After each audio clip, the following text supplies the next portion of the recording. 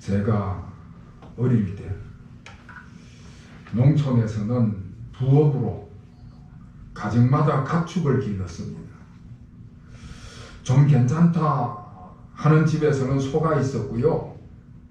좀 그렇지 못한 집에서는 돼지나 닭을 길렀습니다. 저희 집에는 소도 있었고 뒷마당에는 돼지우리도 있었습니다. 특히 그 소나 돼지는 자녀들의 학자금으로 아주 유용했습니다.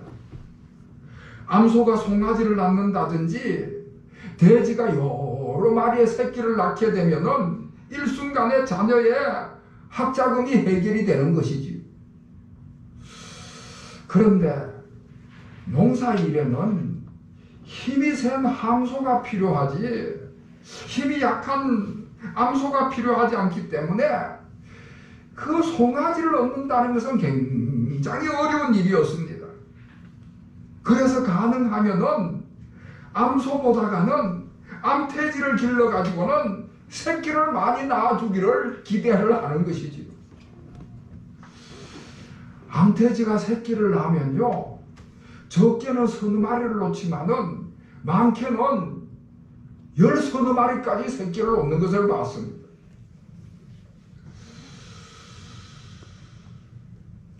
제가 기억하기에도 우리 집에서 기르던 돼지가 12마리를 낳은 적이 있습니다. 그런데 그 돼지 낳는 것을 가만히 지켜보면요, 아주 재미난 일이 하나가 있는데, 그 돼지 새끼가 태어나면은 눈도 아주 제대로 뜨질 못하면, 눈도 뜨지 않은 상태에서 돼지 새끼가 태어나는데, 태어나자마자 어미 돼지의 젖꼭지를 찾아가는 거예요. 어미 돼지의 첫 번째 젖꼭지에서 젖이 제일 많이 나오기 때문에 그 첫 번째 젖꼭지를 차지하려고 아주 치열한 경쟁을 치르는 것입니다. 그 치열한 경쟁을 치르고 나서야 첫 번째 젖꼭지, 두 번째 젖꼭지, 세 번째 젖꼭지, 그렇게 해서 힘의 서열에 의해서 그렇게 젖꼭지가 결정이 되는 것입니다. 그러고 나면 그때서부터는 그 순서가 끝까지 바뀌지를 않는 것입니다. 여러분, 돼지뿐만 아니라 모든 동물들은 그 서열이 힘에 의해서 결정이 되는 것입니다. 제일 힘센 놈이 1번을 차지하고 제일 힘이 약한 놈은 마지막으로 밀리게 되는 것입니다. 오늘 본문의 말씀이 바로 그 서열을 정하자 하는 이야기로 시작이 되고 있습니다. 예수님의 12제자들이 예수님께 나와서는 우리 중에 누가 가장 큰 사람입니까? 그런 질문을 합니다. 물론 오늘 1절 말씀은 천국에서 누가 크니까 그렇게 질문을 하지만은 사실은 지금 여기서 서열을 정해달라고 하는 요청을 하는 것입니다. 오늘 본문 말씀은 18장 말씀인데 이 18장의 말씀은 17장의 말씀에서부터 쭉 이어지는 이야기입니다. 17장에서 예수님께서 그 12제자들 데리고 저 변화산을 가시는데 그 변화산에 가셔가지고 12제자들을 다 데리고 올라가시는 거 아니고 베드로하고 야고보하고 요한 이 세 사람만 데리고 올라가고 나머지 9명은 산에다 내버려 뒀습니다. 그러니까 산 밑에서 기다리는 이 9명의 제자들이 생각하기를 저 세 사람에게 우리가 밀리는 것보다 그런 생각을 하지 않겠습니까? 그리고 17장 27절 말씀에 보면 예수님께서 성전세를 내시는데 유독 베드로의 성전세만 챙겨주시는 거예요. 그러니까 우리 중에 베드로가 서열이 제일 높은가 보다 그런 생각을 가지게 되는 것이죠. 그래서 그들은 스스로 생각하기를 우리 중에 누가 서열이 더 높을까 그런 생각을 하면서 서로 다툼을 하고 논쟁을 벌이면서 결국엔 예수님께까지 나와가지고 그 서열의 문제를 가지고 질문을 하는 것입니다. 사실 그 제자들에게는 이 서열의 문제가 굉장히 중요했습니다.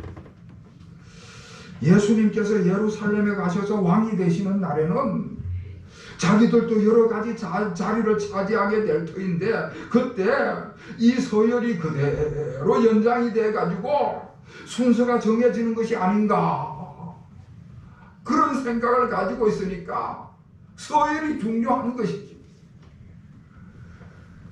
누가 가장 높은 서열인가? 누가 가장 높은 자리를 차지하게 될 것인가? 아주 예민한 관심거리가 돼가지고 서로 시기하고 질투하면서 견제하느라고 불꽃이 튀었습니다. 누구가 1번이고 누구가 2번이고 누구가 3번인지를 결정해 달라고 예수님께 요청을 한 것입니다. 자, 그런데 여러분, 그렇게 누가 가장 높으냐 서열 다툼을 하면서 그렇게 눈에 불꽃을 튀는 그 제자들에게 우리 예수님께서 말씀을 하시는데 뭐라고 말씀을 하시는가 하면은 그 한가운데다가 어린 아이를 불러 세워놓고는 이렇게 말씀을 하시는 것입니다. 여러분 3절과 4절을 우리 다 같이 읽겠습니다. 시작. 이것이 진실로 너희에게 이르노니 너희가 돌이켜 어린 아이들과 같이 되지 아니하면 결단코 천국에 들어가지 못하리라. 그러므로 누구든지 이 어린 아이와 같이 자기를 낮추는 사람이 천국에서 큰 자리라. 아멘. 어린 아이 같이 되라. 너희들이 지금 가지고 있는 그 자세, 그 태도를 돌이켜서 어린 아이 같이 돼야 된다. 그렇게 말씀을 하신 것입니다. 어린 아이를 모델로 세워놓고 어린 아이한테서 배우라. 그렇게 가르치신 것입니다. 여러분, 어린 아이는 서열이 없습니다. 서열 속에 들어가지를 않습니다. 고대 세계에서는 사람들이 숫자를 계산할 때 어린 나이를 그 계산 속에 넣지를 않았습니다.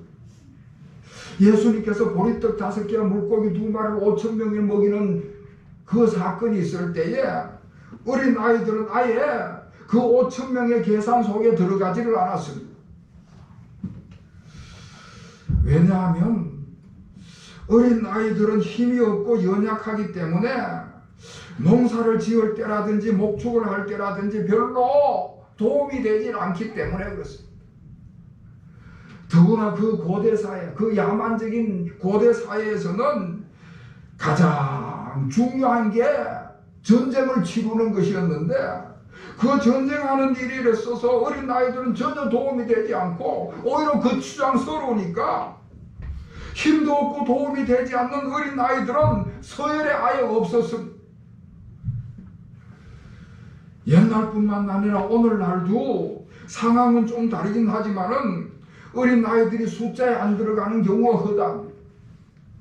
얼마 전에 4월 10일 날 국회의원 총선거가 있었는데 그때 나라가 얼마나 시끄럽고 경쟁이 치열했습니까?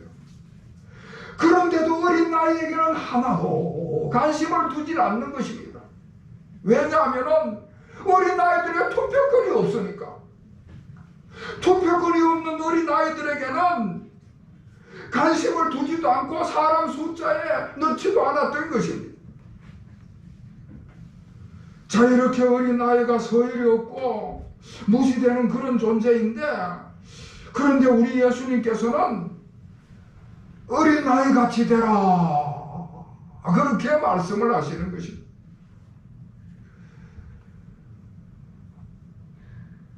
우리 예수님께서는 천국에는 이런 어린 아이들이 들어간다. 천국에 들어가는 기준을 말씀을 하시는데, 천국에 들어가는 그 기준이 그 사람이 얼마나 지위가 높으냐, 소일이 높으냐, 그 사람이 얼마나 유능하냐, 이런 것은 천국에 들어가는 아무런 기준이 되지 않는다고 말씀을 하시면서, 천국에서는 어린 나이와 같은 자들이 천국에서 들어가는 아주 중요한 것이라고 말씀을 하시는 것입니다. 여러분, 여기서 말하는 어린 아이들은요, 오늘 지금 우리와 함께 예배를 드리는 중고등학생을 말하는 것이 아닙니다. 초등학생을 말하는 것도 아닙니다. 초등학교에 들어가기 전에, 아니 유치원에 들어가기 전에 아주 어린 아이들을 말하는 것입니다. 다시 말해서 부모님을 전적으로 믿고 부모님을 전적으로 의지하는 그런 순수한 어린 아이를 말하는 것입니다. 부모님의 도움이 없이는 전혀 살아갈 수 없는 그런 아기들, 부모님께 철저히 순종하는 어린 아이를 말하는 것입니다. 이와 같은 아기가 되어야 천국에 들어갈 수 있다고 말씀을 하시는 것입니다. 그러니까 다시 말씀을 드리면은, 하나님께 철저히 겸손한 사람, 하나님을 철저히 믿고 의지하는 사람, 하나님께 철저히 순종하는 그런 사람이 천국에 들어갈 자격이 있다 하는 말씀입니다. 자, 여기서 한 걸음 더 나아가서 천국에서 가장 큰 자는 어린 나이같이 자기를 낮추는 사람이다, 그런 말씀을 하십니다. 천국에서 위대하다고 생각이 되고 천국에서 존경받고 큰 사람은 자기를 낮추는 사람이다. 그러니까 자기가 자기를 낮다고 인정하고 자기를 낮추는 사람이 천국에서 큰 사람이라고 말씀하십니다. 내 힘과 내 능력은 한계가 있고 내 자신은 보잘것없이 연약하다는 것을 인정하는 사람, 내 지혜와 지식과 판단력은 하찮은 것이고 불완전하다는 것을 인정하고 자기를 낮추는 사람. 여러분, 어린 아이는, 어린 애기는요, 자기가 가장 힘이 없고 약하고 지혜나 지식이 없다는 것을 그들이 깨달아서 아는 것이 아니고 그냥 자연스럽게 아는 것입니다. 그러니까 부모님이 시키는 대로, 부모님이 결정하는 대로 따라가고 부모님이 이끄는 대로 그대로 따라가고 순종을 하는 것입니다. 제가 얼마 전에 손녀를 봤습니다만은요, 그 어린 애기는 부모가 떠먹이지만 그냥 받아 먹는 것이고요, 재워주면 그냥 잠을 자는 것입니다. 어린이뿐만 아니라 학교에 처음 들어간 학생이라든지 군대에 막 입대한 군인이라든지 회사에 처음 들어간 신입사원, 이런 사람들은 다 자기를 낮추게 되는 것입니다. 자기가 별로 아는 것이 없는 것을 알기 때문에 스스로 자연스럽게 낮추는 것입니다. 초등학교나 중학교에 처음 들어간 학생들은 아무리 덩치가 커도요, 어리버리할 수밖에 없고요, 사회에서 아무리 공부를 많이 하고 똑똑하다는 청년도 군대에 막 입대를 하게 되면은 공감이 되는 것입니다. 회사에 처음 들어간 신입사원들은 그 회사의 업무에 능통하지 못하다는 사실을 자기 스스로가 인정을 하기 때문에 자연히 자기를 낮추게 되는 것이죠. 자기를 낮추고는 선배들이 하는 대로 따라가고 고참이 시키는 대로 복종을 하고요, 선배들이나 고참이 말하는 대로 배우려고 하고 열린 마음을 가지고 그렇게 따라가는 것입니다. 이렇게 자기가 낮다는 것을 아는 사람만이 자기를 낮추게 되는 것이지. 마찬가지로 하나님 앞에서도 자기가 낮다는 것을 아는 사람만이 하나님의 지배 아래서 순종하게 되는 것입니다. 그래서 천국에서는 자기를 낮춰서 겸손한 사람, 하나님께 전적으로 순종하는 사람, 하나님만이 높이고 그리고 자기는 낮다고 생각하는 사람이 하늘나라에서 큰 자이고 위대한 자다. 그렇게 말씀을 하시는 것입니다. 자, 그리고 또 하나 5절 말씀을 미루어 보면은 천국 시민이 해야 될 일이 있는데, 천국 시민이 해야 될 일은 아주 보잘것없는 어린이조차도 존중해주고 섬겨주는 그런 사람이 천국 시민으로서 할 일이다 말씀을 하고 있습니다. 그러니까 가장 연약하고 가장 사한 사람이라도 존중해주고 그런 사람의 생각과 말에 귀를 기울여주고 그런 사람들의 행동을 격려해주고 세워주는 사람, 누군가 낙심하면은 격려를 해주고 누군가 상처를 입으면은 치유를 해주고 누군가 쓰러지면 일으켜 세워주는 그런 사람이 천국 시민의 자격이 있는 사람이다. 천국 시민은 자기가 낮다는 것을 알고 자기를 낮추기 때문에 자기를 낮추다 보니까 그렇게 지극히 연약한 사람, 지극히 작은 사람이라도 다 높여주고 존중해주고 관심을 기울이게 된다 하는 말씀을 하시는 것입니다. 만약에 어떤 사람이 연약하고 보잘것없는 사람을 무시한다든지 연약하고 보잘것없는 사람을 짓밟고 넘어지게 한다면 그런 사람은 천국 시민이 될 자격이 없는 사람입니다. 오늘 6절과 7절 말씀에 보면은 실족해 한다 하는 말씀이 나오는데 무슨 말씀인가 하면요, 연약한 자에게 관심을 두지 않고 연약한 자에게 상처를 준다든지 감정을 상하게 한다든지 그렇게 하는 것이 실족해 하는 것인데 그런 사람은 하나님께서 심판하신다고 말씀을 하시는 것입니다. 세상 사람들은 다른 사람을 무시하고 깎아내려야 자기가 올라갈 것 같이 그렇게 생각을 합니다. 그런데 그런 일들은 다 다른 사람을 실족해 하는 일이다 말씀을 하시는 것입니다. 우리 천국 시민은 말이나 행동이나 삶 속에서 남을 시험 들게 한다든지 상처를 받게 해서는 안 되고요, 상처받은 사람을 치유해주고 실족한 사람을 이렇게 세워주고 회복시켜주는 역할을 해야 하는 것입니다. 고대 히랍 신화에 보면은 나르시스라는 사람이 등장을 합니다.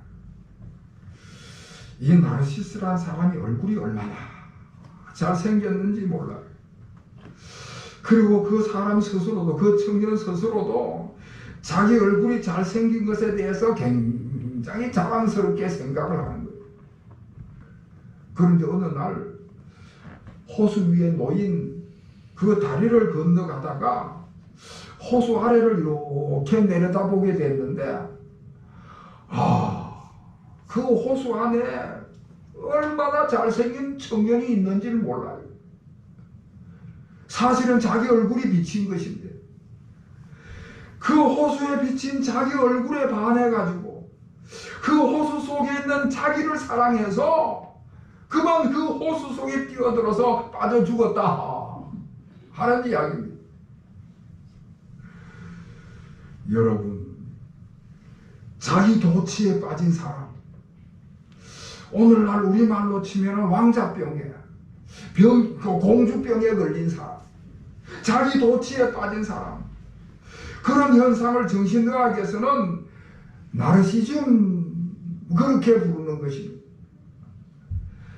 자기 잘난 맛에 살고 자기가 제일인 줄 알고 자존심이 강해가지고 자기 도취에 빠지면은 그런 사람은 정신적으로 병적인 악성 나르시즘에 빠진다. 악성 나르시즘은 그 특징이 뭔가 하면은 복종할 줄 모르고 이기적인 자기 의지만 아주 강한 사람이 악성 나르시즘에 빠진 사람입니다. 여러분, 그러나 정신적으로 건강한 사람은 순종의 의지를 가지고 있게 되는 것입니다. 정신적으로 건강한 사람은 그 사람이 신앙생활을 하는 사람이건 신앙생활을 안 하는 사람이건 간에 초월적인 존재가 있다는 사실을 인정하고 그 초월적인 존재 앞에서 나는 별로 대단치 않는 존재라는 사실을 깨닫고 인정하고 자기 스스로를 낮추게 된다는 것이지. 그리고는 그 초월적인 존재 앞에 전적으로 순종을 한다는 것입니다. 그래서 우리 예수 믿는 사람들은요, 늘 하나님 앞에 설 때마다 나는 별로 대단치 않은 존재라는 사실을 인정하고 하나님께 전적으로 순종하게 되는 줄로 믿습니다. 자기 욕망보다는 하나님의 뜻에 순종을 하고 자기 욕심이나 본능보다는 그 양심에 굴복을 하는 것입니다. 이렇게 순종의 의지를 가진 정신적으로 건강한 사람은 결국 다른 사람에게도 존경을 받게 되는 것이지. 그 성품이 성숙한 사람은 하나님 앞에서도 인정받지만은 다른 사람에게도 존경을 받고 이런 사람으로 인해 가지고 그 사회가 건전하게 되고 그 사회와 나라가 건강하게 발전해 나가는 줄로 압니다. 사랑하는 성도 여러분, 오늘은 어린이 주일입니다. 이 어린이 주일에 우리 주님께서 우리에게 어린 나이와 같이 겸손히 자기를 낮추라 하시는 말씀을 주십니다. 어린 나이와 같은 그 순수한 마음을 가지고 연약한 사람까지라도 섬기는 사람, 그런 사람이 천국에서 큰 자라고 가르쳐 주시고 있습니다.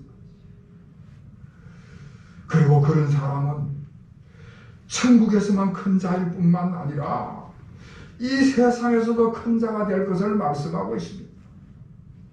겸손한 사람, 자기를 낮추고 다른 사람을 섬기는 사람은 하나님 나라에서 뿐만 아니라 이 세상에서도 이 세상을 건전하게 만드는 사람이고, 그래서 모든 사람에게 존중을 받게 될 줄로 믿습니다. 사랑하는 성도 여러분, 이와 같은 은혜가 우리 모든 교우들에게 임하시기를 다시 한번 주님의 이름으로 축원합니다. 기도하겠습니다. 하나님 아버지, 이 시간 저희들에게 어린이 주일을 통하여 천국에서 큰 자가 되라는 천국의 비밀의 말씀을 가르쳐 주시니 감사를 드립니다. 천국에서 큰 자는 어린 나이와 같이 자기를 낮추는 겸손한 자라고 말씀하시고, 가장 연약하고 작은 자까지라도 섬기는 자가 천국에서 큰 자라는 사실을 가르쳐 주셨습니다. 저희들이 이 말씀에 순종해서 천국에서 큰 자일 뿐만 아니라 이 세상에서도 세상을 건강하게 만들어 나가는 큰 자의 삶을 살아가게 하여 주시옵소서. 예수 그리스도의 이름으로 간절히 기도하옵나이다. 아멘.